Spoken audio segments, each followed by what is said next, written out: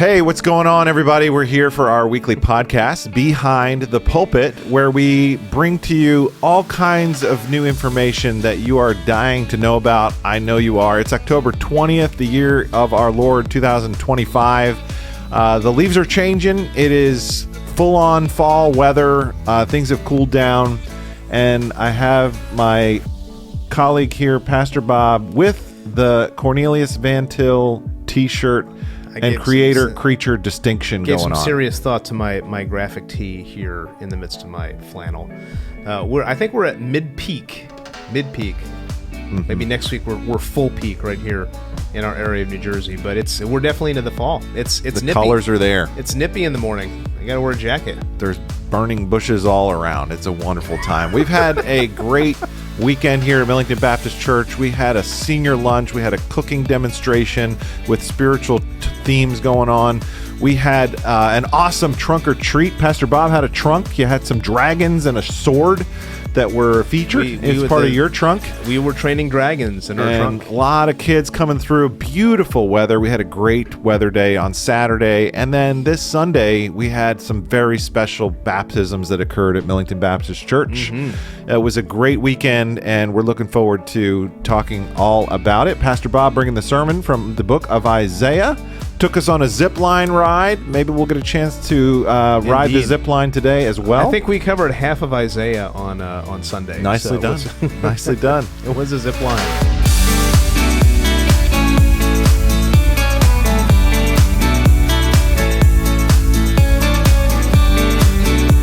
Maybe I want to jump on one, man. Yeah. Take the zip line. Well, let's zip in a little bit. Let's start by talking about how awesome these baptisms are. Since I've been here, this is the most amount of baptisms that we've had at Millington Baptist Church.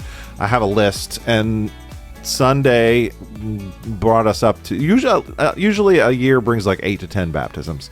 Sunday brought us up to number 28 so far in the year 2025, which is substantial. That's a lot of baptisms. We're thankful, and that's not only a record for that particular metric, but for me, I have never had the opportunity, the privilege of baptizing someone that was 91 years old before. That was a great, wonderful profession of faith.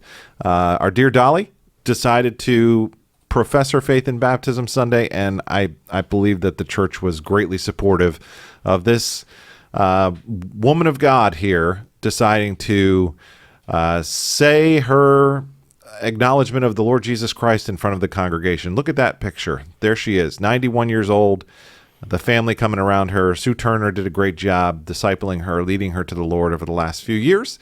And so Sunday was the culmination of that, her being baptized, as well as we had another teenager get baptized, which was really fantastic too. We had the full spectrum. Yeah. How old is Jackson? Was he 15? 14? How old is he? He's around there. He's a freshman in high school. Freshman. Okay, so like 15. Yeah. So mid-teens all the way up to 91. That's wow. Yeah. Only God, man. So look at that hug there with Johnny and Jackson. There's a real friendship there. I think Johnny was about to tackle him into the baptistry. I thought Johnny was going to get a second baptism right there and fall backwards. There was some action going on in both baptisms. That's great. Yeah. Well, it was a good Sunday, and we're so excited about all that God is doing here at MBC, which leads us to talk about our first sponsor of the show. It is never too early to pull out your calendar and save the date for our Vacation Bible School Summer Adventure. VBS this year is going to be happening July 13th to 17th.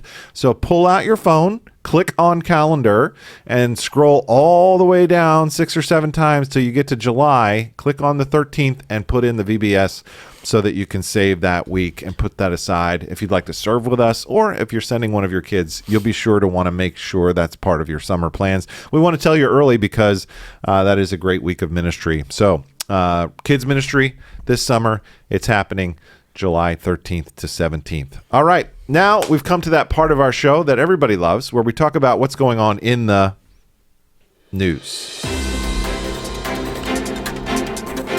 All right, well, here we go. There's a lot to talk about, but let's start with Friday night. If you like the great American pastime, if you like to watch baseball, if you are tuned in at all to what's going on in the playoff run, then you know what happened on Friday night. I don't think something like this has ever happened in the history of baseball, where you had the same person pitching and getting 10 strikeouts, and that same individual also hitting not one, not two, but 3 different home runs in the same game. And so, I don't know, man. This is like a new wave of the future. Shohei Ohtani has officially been named perhaps the greatest baseball player of all time, maybe even the greatest athlete of all time, for the feat that he accomplished on Friday night. 6 shutout innings, 10 strikeouts, man. That's like X, 10 times. And then the dude gets up to bat and bangs it out over the fence, not once, not twice, 3 different times. Noah and Tim, please, have you ever seen anything like this? No, I do think, well, I think it is important to differentiate between the greatest and best. I think right now, I think he's the best baseball player of all time. I don't think we can say he is yet the greatest baseball player of all time. That's a different... Help me understand those 2 adjectives and why they're needing to be distinguished. I mean, there's also somebody named Babe Ruth who's Noah, let me know if... so I think a lot of times when people are comparing athletes, there's like multiple things that they put in there, like in terms of... like, oh, you got to start adding their championships and their accolades and stuff. Mm-hmm. So I think you can say someone is better at a sport, but they don't have the greatness factor because of different things won. Now, Shohei might get there. He's already won a couple MVPs. He's already won a World Series. So I think with a couple more of those, I think you can have the conversation. But when I say he's the best, I mean just like pure talent and ability. So like, yeah, I would still put Babe Ruth over him just because Babe Ruth has won like, all those World Series. Well, when you say that, like the greatest, so do you factor in the amount of championships? Yeah. Do you factor MVPs. in like personal stats, all that? So like for the one I like to use is I think like in their prime, I think that this might be controversial. I think Aaron Rodgers was a more talented quarterback than Tom Brady, but Tom Brady is the greater quarterback because he won all those championships. If that makes sense, he had the it factor. But he had like there's like the between the ears game that plays into that too. I think like pure raw talent. I think Aaron Rodgers was in their prime was more talented than Brady, but Brady's going to be the greatest quarterback of all time because of his between the ears and his MVPs and his Super Bowls and all that. So I want to hear from Noah. What's your take? Throwing around the terms "greatest of all time" is a very loaded term. Like for me, especially when you say athlete, he might go down.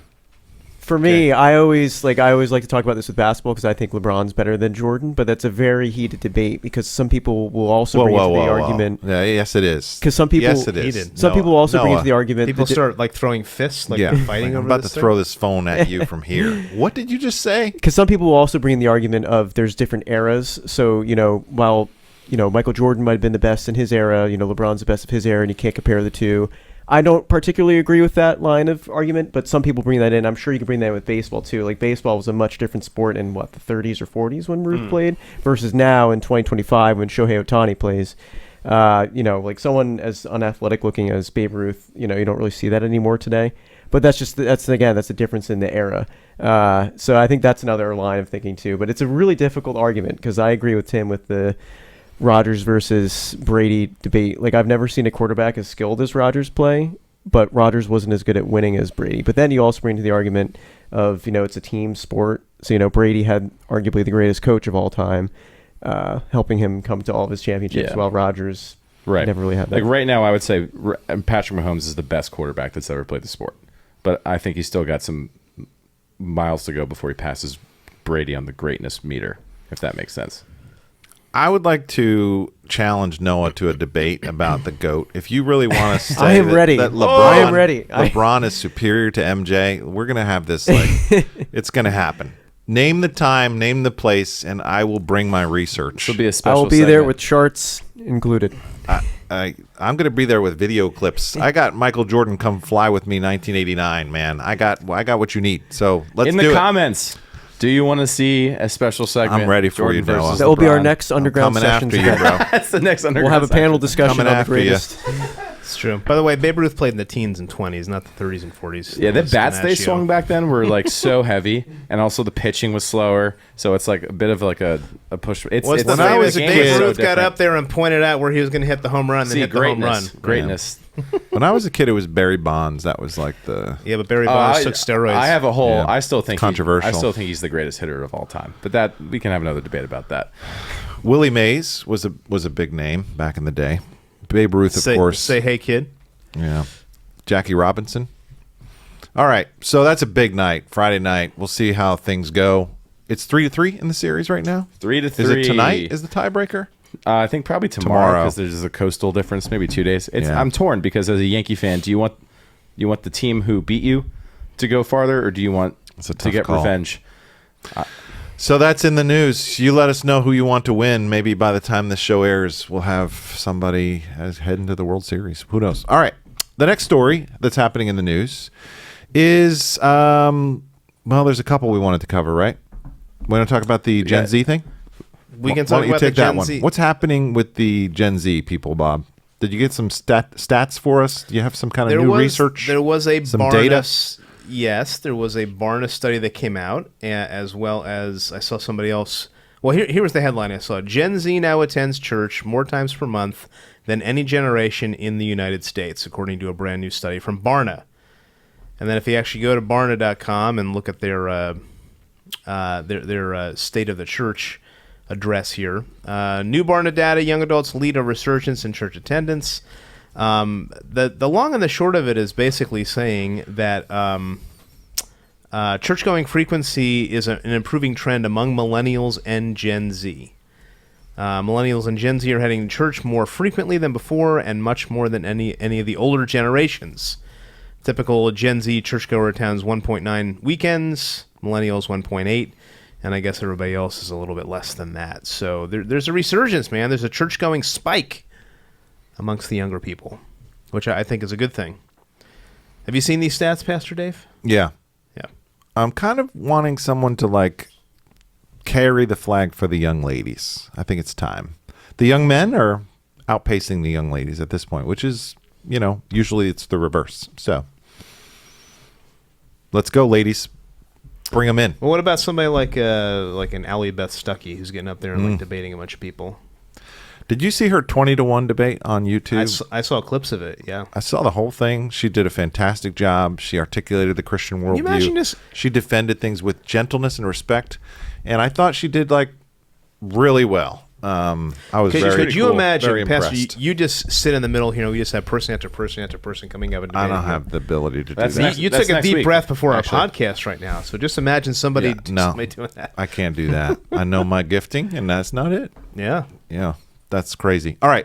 The next news story that is something that Bob did not believe. I texted him last night. He goes, "That's not true. That's not true." I'm like, "Look it up, Bob. It's true." It's true. This weekend, I did not believe it. In Paris, France, the famous museum, the Louvre, the museum that holds the Mona Lisa, the museum that haven't they made movies about heists happening in the Louvre? Wasn't this the center of the Da Vinci Code? This is a very famous museum to rob, and they successfully robbed it this weekend. There's some jewels missing. Who is they? From who is they? I think there was 4 suspects. Is that right? And they had some kind of ladder truck, and they had some tools to break some windows on an upper floor. Snuck in there. Is there a picture here too? And they got I don't have the picture. Some of the stuff from the Napoleon era. There was crown jewels, there was old diamonds, there was rocks that they came in there and they took. And I was trying to figure out how much is this stuff worth? And I kept hearing priceless, beyond priceless. I don't know if anybody's going to put a number on these rocks, but these guys took some stuff. And as far as I know, these thieves, they're still at large.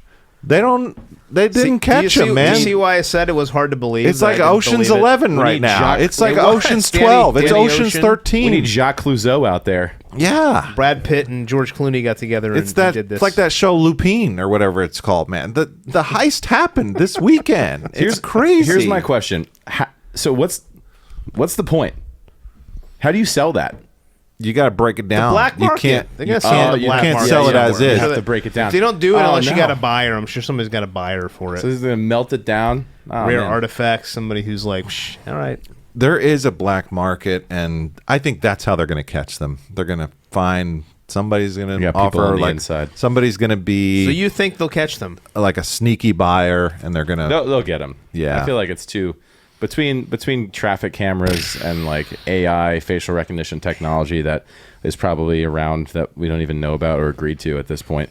I'm sure they'll get them. Yeah. You would think in our world, in our day and age, how could somebody bypass all the security features? That's that's why I didn't believe it. That's why I didn't believe it. It's crazy. And I still don't believe it. The amount of security that's probably in that place, like the Mona Lisa and all these jewels, is probably just like. Not to mention, like, I mean, even the Museum of Natural History in New York City, where they have a bunch of gems and stuff, like the glass thickness, and they got security guards in the room and stuff like that. Like, how? They're gonna make a movie out of this one day. It's gonna happen. We'll finally have an original idea for a movie. Yeah, very true. So that's what's happening in the news. The next part of our show has a sponsor, and I'm needing to bring it up to remind myself who it is. Yes, it's sponsored by the Circle of Sisters, and this is a wonderful chance to have a Bible study, chance to have fellowship, and if you are a young lady and you're interested in this particular ministry, there's the dates on the screen. We got October 19th just happened. The next one's November 2nd. We'd love to see you there. That's on a Sunday. It happens after the second service at 2 p.m. in the YFMB, a.k.a. the Youth and Family Ministry Building, the building that we never successfully named with anything clever, so we just call it the YFMB. We'd love to see you there. Is there an age limit to who can attend the Circle of Sisters? It's 7th through 12th grade, so if you're in youth group, yep, you can go. They're not mean like the Band of Brothers and only allow high schoolers. All right. So if that's your age, ladies, we'd love to see you there. Or if you're a parent and you have a daughter who's that age range, we would love for you to encourage her to come too. Or a grandparent if you got a grandkid who's this age. Absolutely. I think they feed you. Get on them. I think they make lunch for them, which is pretty cool. And now it's time. You don't have to feed them lunch. That's a good selling point right there. There we go. And now it's time to talk about some books. So it's the Great Book War. It's the one and only Book War. We had a record this week. See how he is it the greatest book war? Or is it the best book war? We had a third. That's great. A third party. We had a third party, and independent. we had 17 votes, which I think is a record. Hey, Whoa. Nicely done, guys. 17. See how the votes split down. It's a split, all right. Okay. It was a bit of a landslide. All right. Pastor Dave is back on winning track here. All right. I don't have enough faith to be an atheist. So what I find funny about this Norman Geisler is that this is the typical kind of book that Pastor Bob recommends. Mm-hmm. And Pastor Bob recommended a typical kind of book that you would recommend. See, it was like bizarre. It was like the Upside Down. It was the Upside Down. Yeah. And Pastor Dave, you like blew it out of the water here. Wow. You know, I didn't have much hope for Erickson, but I didn't think it would be that bad. But that's a tough sell, man. That's a big, thick thing you had there that week, man. Bro, you're getting up here with like the thick works of. You almost won with the works of John Owen. You be getting up here. John Owen. You be coming up here. Hey, I got a chance to teach the Cornerstone class last Wednesday, and I apologize. I called it the Foundations First class. It's the Cornerstone class. Pastor Bob corrected me on that. It's a homeschool group co-op that meets here on Wednesdays, and they are going through that book, and they're doing a good job. And so I encourage you to read it. I enjoyed getting to familiarize myself with that book. So thank you for your voting. And now it comes time for this week. I see you have something much smaller than Millard Erickson this time. I decided to go the opposite direction. So I went with a thick book, which clearly didn't work out for me this last week. So I'm going to go the opposite direction. And I'm going to go with a little teeny book right here, little small book. But this is a book you could probably read in a nice little sitting, less than an hour. I've actually found it very beneficial. It's by a guy named Joel Beakey, and it's called How to Lead Your Family. How to Lead Your Family, a guide for men wanting to be more. And I want you to notice, Tim can't zoom in here, there's a little thing up here and it just says short and to the point. Short and to the point. So if you want a book you can actually complete this week, this is your book right here, especially if you are a leader, if you're a man in your family. Now the thing I like about this book, there it is. You may remember in the Old Testament, there's 3 offices that God institutes. Deuteronomy 18. The prophet, the priest, and the king. So the way that he formats this book is to talk about how you as a husband, as a father, are the spiritual leader in your family, and you are fulfilling the role of prophet, being the teacher, discipler of your family, the priest, the one who cares for your family soul, and the king, who leads and administrates your family. He breaks that up in those three different ways, and I found I found the paradigm pretty helpful, as well as he offers some very, very practical advice on how to actually accomplish that. So there you go. How to lead your family. Boom. Short and to the point. Okay, not so short for me this week. It is the spiritual writings of Jonathan Edwards. This is a new collection. Some of this stuff is not even in the classic Yale University set of Jonathan Edwards writings, and he has put together just the stuff that Jonathan Edwards writes more on the spiritual life. There is some sermons in here that have never been published. There's a writing on beauty that I thought was really good. He starts with holiness, and then he's got some miscellanies in here. And there is a sermon that I wanted to specifically recommend. Use the word miscellany. Yeah. That's kind of like the extra stuff that Edwards wrote that he didn't really title. Okay, so yeah, here it is. So this sermon that is called it's just a fragment. It's an application on the love to Christ. It's a meditation on James 1:12. Blessed is the man who endureth temptation, for when he's tried, he shall receive the crown of life, which the Lord hath promised to them that love him. Written in 1723. He goes through some doctrine here, but then there is this one page where he just takes time to describe the beauty of Christ. And it was really, really well done. So I'll just read a couple excerpts. He is called the Rose of Sharon and the Lily of the Valley. Sharon, being a delightful and pleasant land, bore the sweetest roses, and the Lily of the Valley, excelling all other lilies for beauty, sweetness, and excellent salutary virtue. He's represented thus to flowers because they are pleasant to behold, beautiful to the eye, and pleasing to the smell. He's compared to the rose and lily because they are the chief of flowers for beauty and sweetness. He's compared to the rose of Sharon and lily of the valley because they are the chief and most excellent of all roses and lilies. What kind of rose and lily is the Son of God, the blessed Jesus? How wonderful and astonishing that God the Son should compare himself to a rose and lily. What kind of rose and lily is here? How sweet, how beautiful, how fragrant.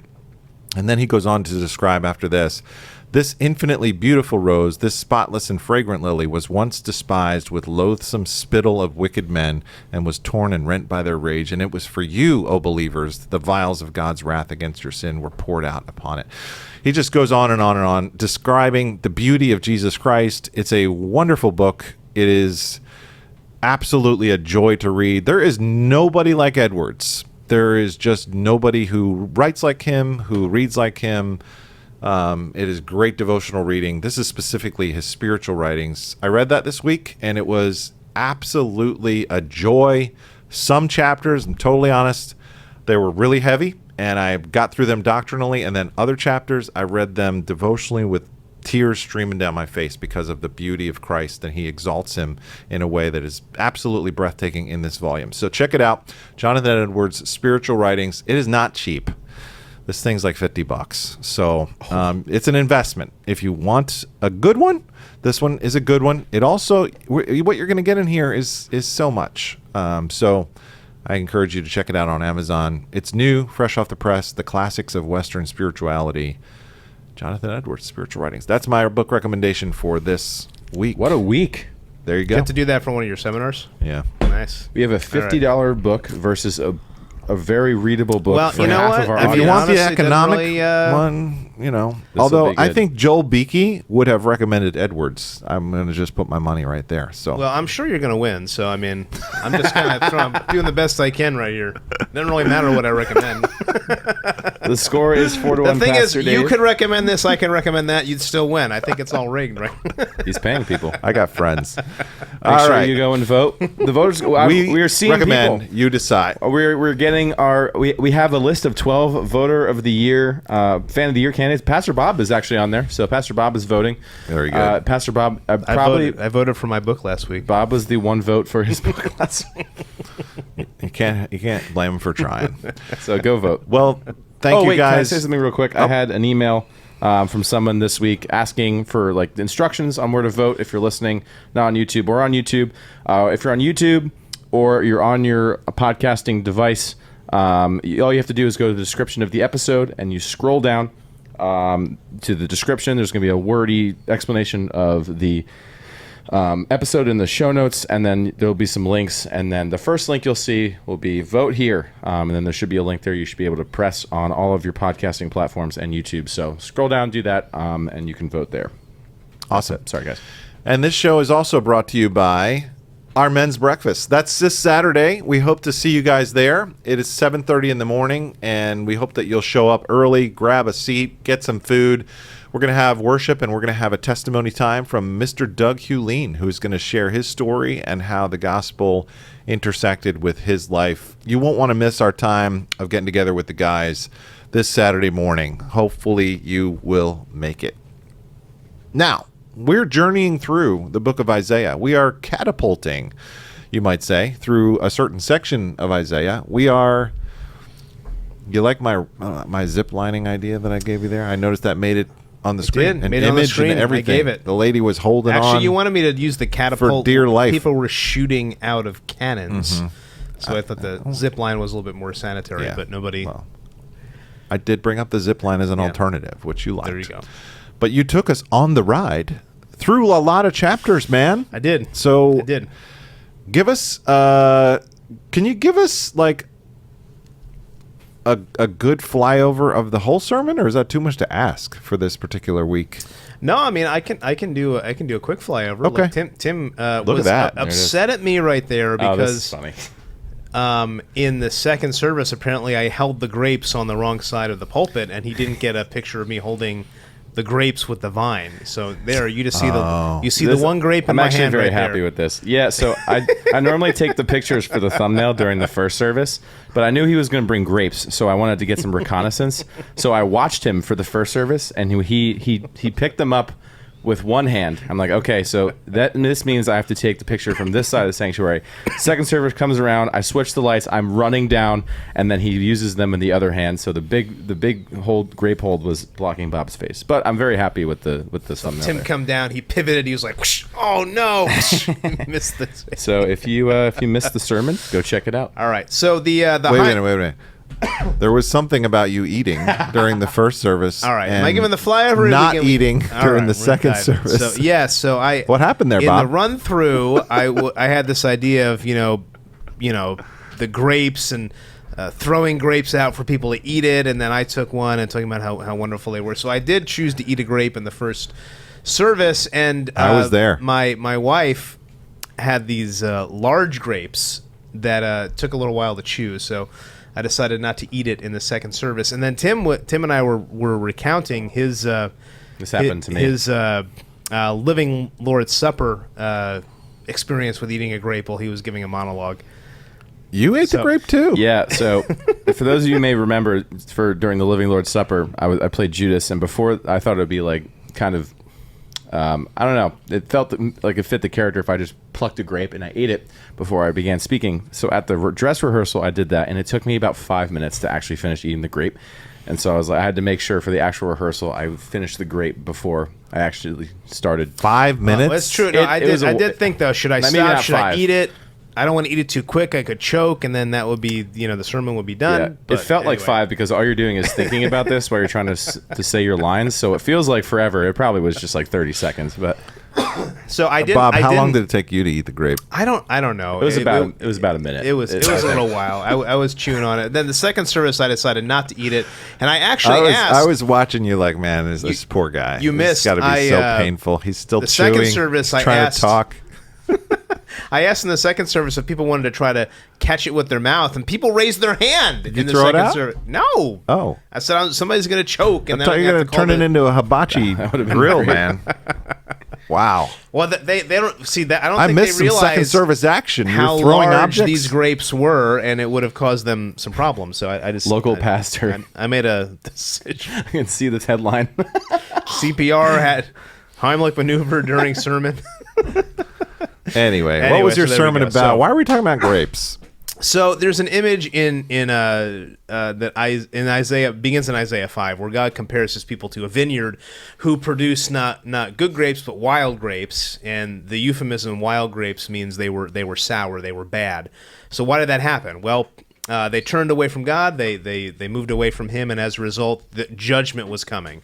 So the main question for the sermon, for the quick fly over here, was how do we live as sweet grapes in a sour world? Our world is sour, is turned away from God, and I think Isaiah 24 and 25, our main passages, we're talking about how we have to rest in the coming judgment. That was Isaiah 24. We have to then secondly sing the upside down song. That's chapter 25, and then finally we feast on the mountain, which is the center of that song, and in chapter 13 to 23, we see all these judgments that are going on in the near future for Isaiah, the surrounding nations. And then 24 and 25, all the way up to chapter 27, are what's known as the mini-apocalypse, which point us to a lot of themes that are recapitulated in the book of Revelation. So, how's that? Very good. All right. Usually, we can dive in each section if you want. I want to see the map.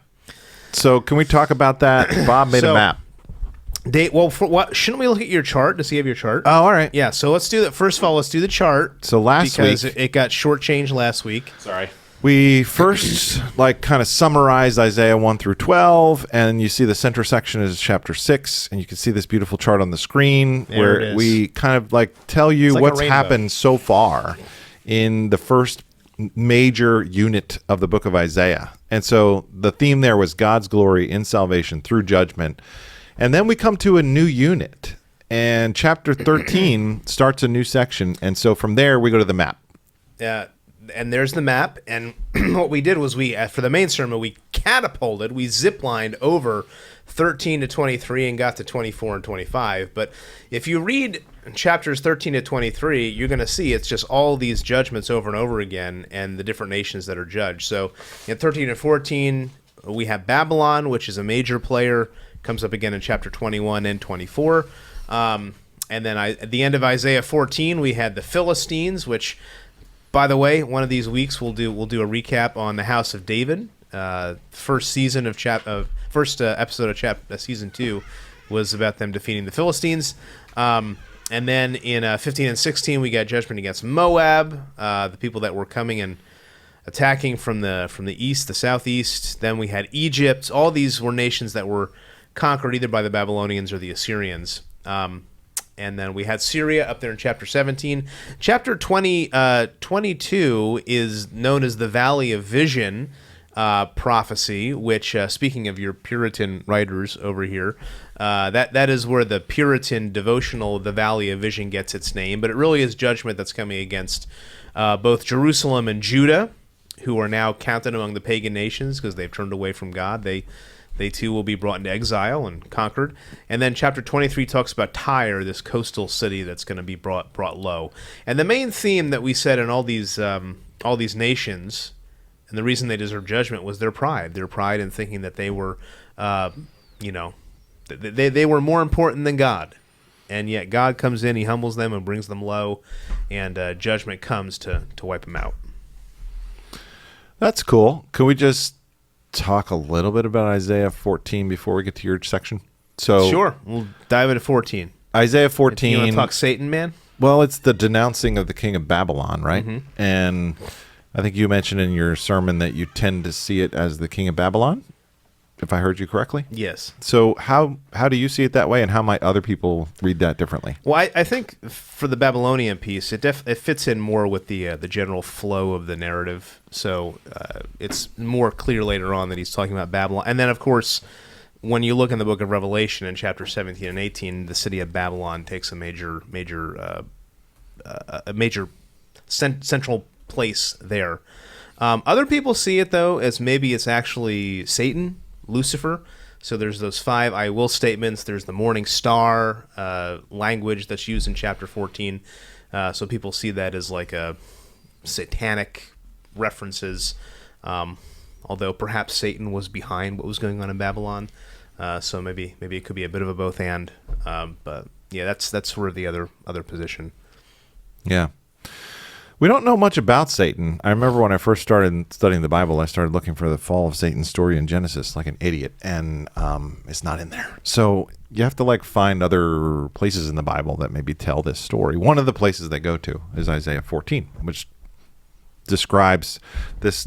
It's called a taunt psalm against the king of Babylon, and the language there, yeah, it could fit an arrogant, prideful human ruler. Certainly does, definitely does, but it could also, some people say, spill beyond its banks and be talking about something else, something greater than that human ruler, something that was maybe beyond a human tyrant. So here's what it says: how you are fallen from heaven, right? So like, when did a human tyrant fall from heaven? Oh, day star, that's the word Lucifer, the Latin term Lucifer, morning star. Hebrew, Hallel ben Shakar. You said in your heart, I will ascend to heaven. I will raise my throne above the stars of God. So some people say the stars of God is the angels. And this was like Satan's desire to exalt himself above his place. And so perhaps this can be interpreted in a bigger sense. There were some Jewish apocalyptic writers and Christian theologians which saw this passage as typological. And a secondary reference there could be to Satan, maybe the king that's behind Babylon, or maybe Babylon's fall was an illustration of Satan's fall, or maybe there's a pattern of pride there that's happening. I can see all those things being legit. I think Tertullian said that, Origen, also Jerome. And I did want to just mention this book. So I know we're not allowed to do two books, but Heiser actually has this. It's not going to be an option thesis. for voting, folks. I can't vote for this, but he wrote this book called The Unseen Realm. Where's the flag? And in this book, he makes the case that there are demonic forces. There are little gods that are territorial in nature. And I thought this was relevant to your section of Isaiah 14 to 23. So here he quotes Deuteronomy 32, verse 8, where it says, when the Most High gave to the nations their inheritance, when he divided mankind, he fixed the borders of the people according to the number of the sons of God. And so Heiser says what's happening there is that the sons of God are these little gods, these demonic creatures, these other supernatural beings in the unseen realm that are given certain boundaries, certain geographies, certain territories. Like we see in the book of Daniel, there's the Prince of Persia that's battling against, I think it's Michael, right? The archangel there. And Heiser says though each like geographical territory has some kind of supernatural spiritual being like has some jurisdiction there. And so I thought I'd mention that because as you overviewed all of those chapters and they all have different geographical territories, it's like woe to this person, woe to that person. Maybe it's beyond just human nations. Maybe there's something like spiritual war going on there too. So Michael Heiser, if you're interested, he talks about that. But now let's get to the actual main event here. So the text, your passage, Isaiah 24 and 25. I took notes. Look, a whole page of notes on Bob's sermon. Look at that, man. Because, you know, commitment. I pay attention when you preach, and I wrote some things down, man. So you had some good points. I don't know if there's anything you wanted to highlight here or go deeper into. Otherwise, I can just shoot out some questions for you. Just shoot out some questions. Just go rapid fire. Okay. Take the zip line. All right. So the first part, rest in the coming judgment. This is a brutal passage about how God's going to destroy not just one territory, but the whole earth at the end. How would this be something that I can find rest in? Why is this passage something that I can hold on to and, as a result, get rest? Well, I remember I was also assigned to preach Revelation 16, the bold judgments, last fall.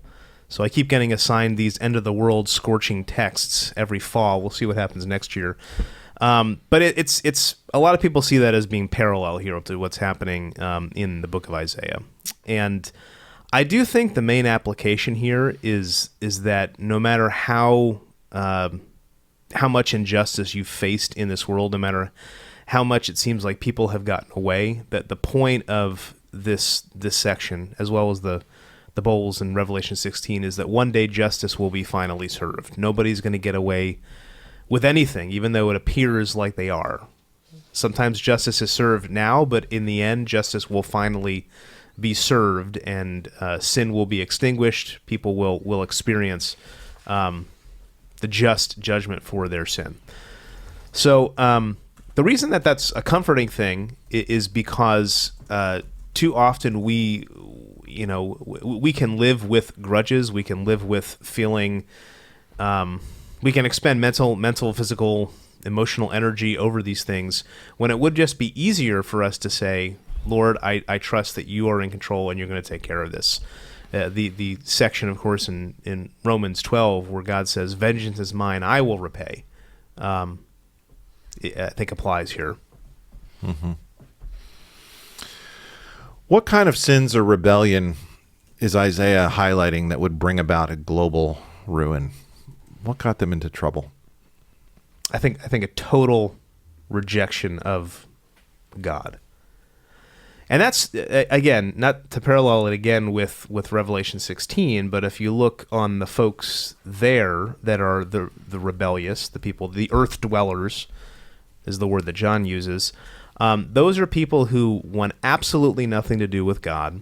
And even when the judgments come, like this is God's holding back all of his judgment, but then as he's pouring it out slowly, when it's happening to people, they still are angry with him. They still are shouting and cursing him.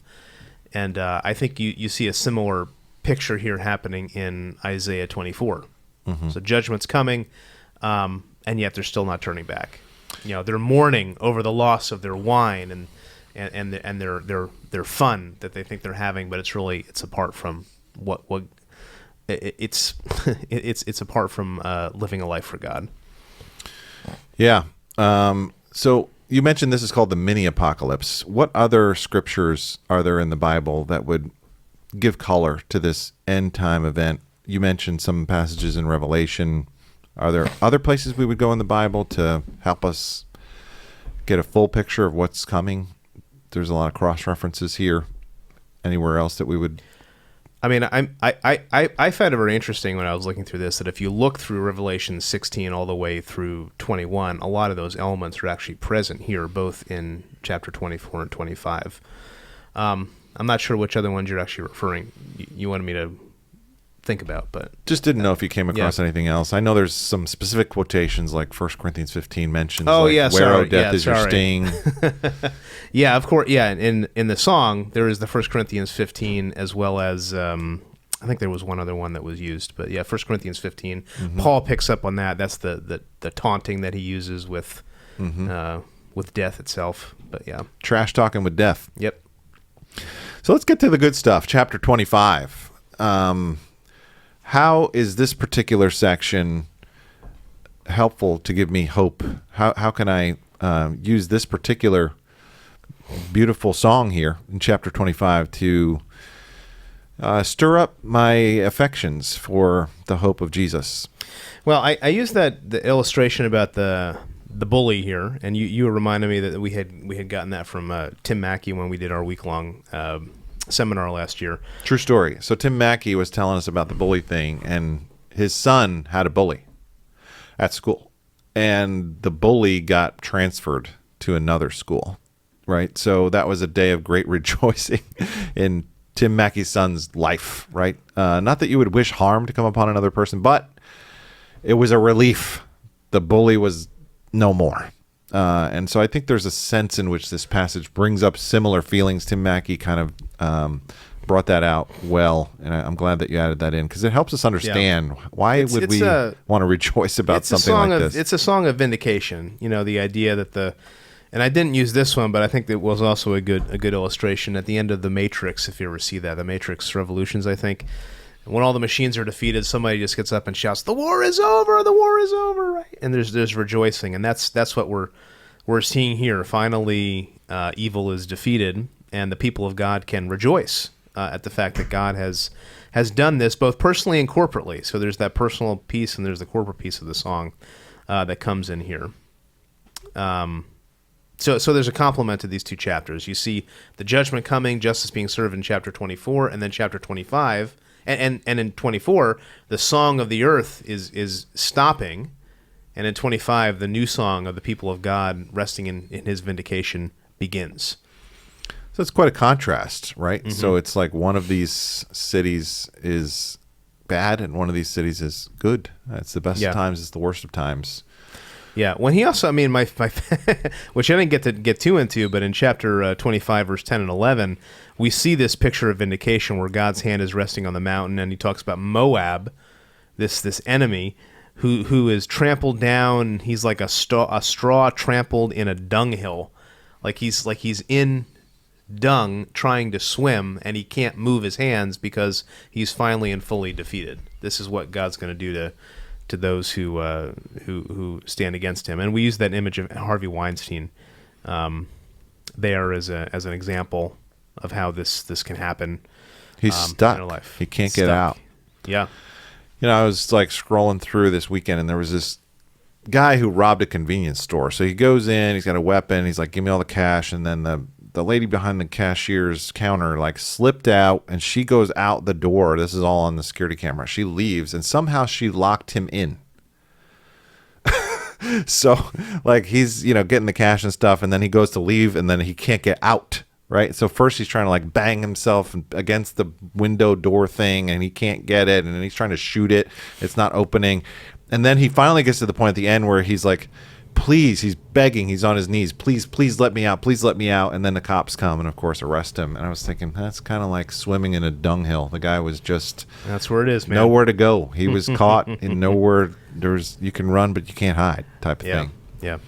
Now, of course, you mentioned about the other scriptures. So we had when we actually get to the final part of the song, God swallowing up and eating death. What's for dinner? Right. Death. So that's the 1 Corinthians 15. But then also the tears being wiped away from their eyes is, of course, the Revelation 21, where God's going to wipe away their tears from their eyes. So there's a lot of Isaiah echoed in Revelation. You know, I miss Tim Keller. I was listening to a sermon of his last night. Not this, but I remember him talking about the swallowed up death thing. Yeah. And he was saying when you swallow something, it becomes a part of you. Right? So like in that image, the bad stuff that happens to us, like you said, like the burning fire through the forest, the char actually created something good in the end. Like when death is swallowed, it actually becomes something that God can now use for good. He's now swallowed it up, and he's now taken it upon himself, and now he's going to bring this all to become something that's even wonderful because of his victory. So that's good. Yeah, and the image of the fire burning through the vineyards in the end produced this soil that was even better, and a better crop came about because the disease and the death was all taken away. Right. You know what's interesting here? This in verse 7, it talks about this blanket, the blanket that blankets over all the covering that's cast. Yeah, that one. I guess there was some sort of blanket that they would put over a dead body, like it was an image of covering, and that, of course, will be removed. So you said 3 applications. Number 1, don't hold grudges. Number 2, sing in the rain. Number 3, don't miss the mountain. How can we apply that practically in our lives, Monday through Friday, October 20th? How can we really make sure that we don't miss the mountain today? What does that look like? Specifically the mountain piece, not the other ones? I mean, all 3. Yeah. What does that look like for me? Well, I think the holding a grudge one, I think, is something a lot of us implicitly do. We might not say it, but we hold on to something in our heart for later on. And over the years, I think that's something that I've learned a lot about. I've learned just to kind of let it go and give it to the Lord. And I think practically that means, in your prayer life, actually making that a part of what you do. Resting in the fact that God's gonna bring justice, and so I don't need to worry about it. So Lord, I'm gonna let you take it upon yourself. Singing in the rain. I mean, that's when bad. This is what sets, I think, Christians apart, is the idea that even when bad things happen, we can still have joy. So the next time something crazy happens in your life, something sad, you can still turn to the Lord and say, Lord, thank you for the grace that you've given me, even in the midst of this situation. And when you do that, people that are around you, especially if they're not Christians, see something different about you. And then the mountain piece, this I think is super applicable because so many people worry about what's going on in our world. I mean, if you scroll through social media, you go on and you watch the news, everybody's worried about something that's going to happen, AI or wars or health or whatever it is.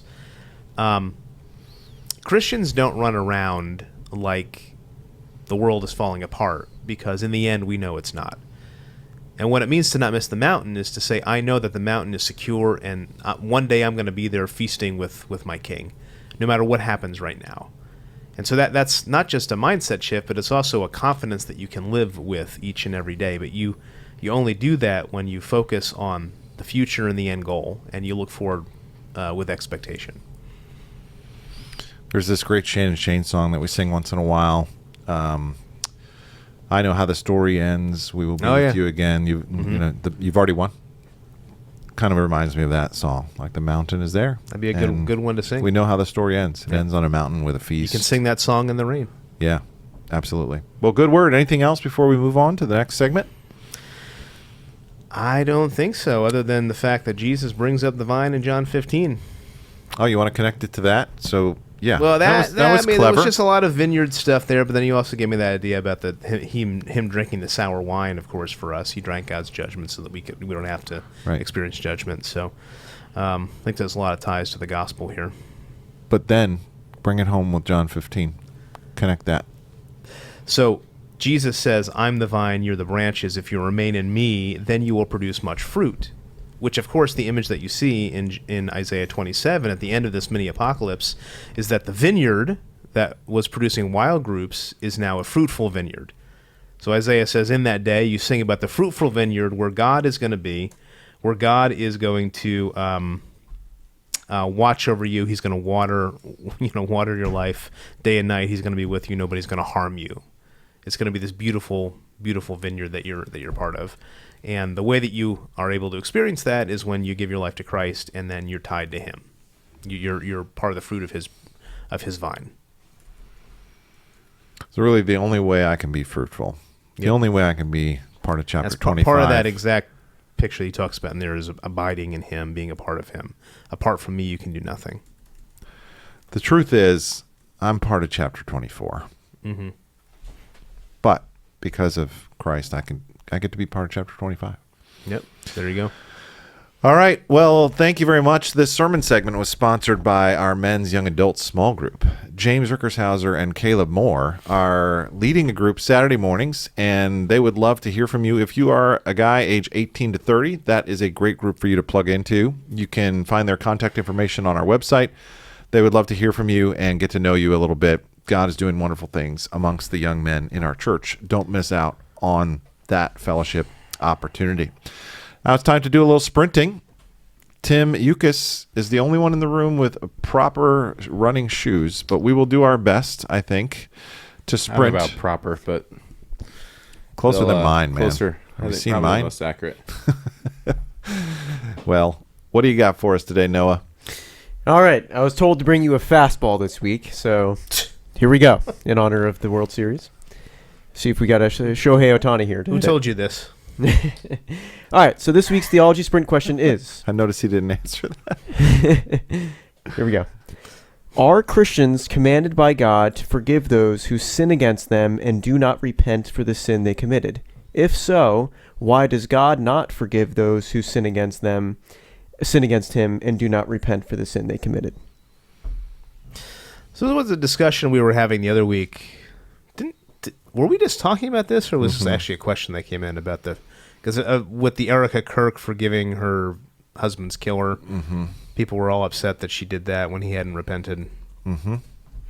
Why don't you take a stab? We got an email from a separate congregant asking for clarification. Yeah, that's right. Okay, cool. Yeah, I would say we. So, personally, I think when it comes to forgiveness, when somebody has wronged you, even if they haven't repented, you can still offer forgiveness. But a lot of people make the distinction between the fact that full forgiveness doesn't happen until both parties come together. You offer forgiveness, put it off your back, but it's not until the other person comes and says, I'm offering repentance. I want to say I'm sorry for what I did, that full forgiveness and reconciliation can happen. But I don't know that you should withhold forgiveness until that time. So I don't know. What would you add to that? I'll just read my email. The person wanted to know. So I said, good question. Ken Sandy, in his book, The Peacemaker, explains that forgiveness can be approached as a two-stage process. The first stage requires having an attitude of forgiveness, and the second, granting forgiveness. Having an attitude of forgiveness is unconditional and is a commitment you make to God. And then Sandy goes on to explain granting forgiveness, however, is a conditional gift based on the repentance of the offender and takes place between you and that person. So he distinguishes those two phases. He calls the first phase positional forgiveness and the second phase transactional forgiveness. But to answer your question theologically, why Jesus was able to offer that forgiveness, I think is demonstrating the first part, the attitude of forgiveness. But for them to actually have their slate clean, their righteousness given to them by Christ, they have to come by faith alone, just like anyone else. So that's the only really reason why anybody can be forgiven of anything, because the payment's already been made. So someone has to pay. Either Christ is going to pay on your behalf or you're going to pay. So we thank God that he's paid that price for us. Follow-ups? How's that? That's good. All right. Very good. Short enough for you to make a short? Yes. Some people, it's unfortunate. Like Bob was saying today, don't hold grudges. It will eat you alive. The bitterness will eat you alive. Forgiveness is something God gives us. When we forgive, we pull heaven down to earth. Bitterness and resentment and unforgiveness is from hell. When we choose to hold on to those grudges, we're bringing hell up into our lives. And so I would encourage you to let go of that stuff. Trust it in the hands of Almighty God. All right, guys. That is our show. Thank you for watching another episode of Behind the Pulpit. Pastor Bob, thank you for being with us today. Thank you for preaching our sermon on Isaiah 24 and 25. What are we doing this week, Pastor This week, we're going to be fast-forwarding a little bit more in the book of Isaiah, all the way to chapter 36. Whoa, And another 10 chapters. We've got to make up some ground there in between. At least I think that's what we're doing. I feel like I'm smelling another chart coming on. I feel like more zip lining is happening in the future. We'll see if you get a round of applause before your sermon like Pastor Bob did yesterday. A round of applause? What happened? During the 10:45. Sorry. Wait. James, Hold on. Show's not over yet. I forgot. This is the after show. What's happening? So James ended the he ended the video. The video by saying, and now Pastor Bob's going to give our sermon. Let's welcome him. And everybody started clapping. Yeah. Well, that's good. I'll clip What's it the right matter here. with that?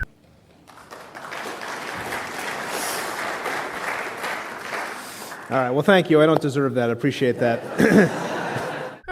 Nothing's the matter. It was just funny. Pastor Bob was kind of standing there just like, well, I don't deserve that. Anyway, Sonoma County, Well, they California. didn't do it in the first row. I was like, that's sure why they were clapping. Too early. I thought the first service kind of missed the opportunity to welcome you up there. Well, the first service, If you're listening, if you're under the sound of my voice and you go to the 9 o'clock sermon, make sure you make our pastors feel a little more welcome next week.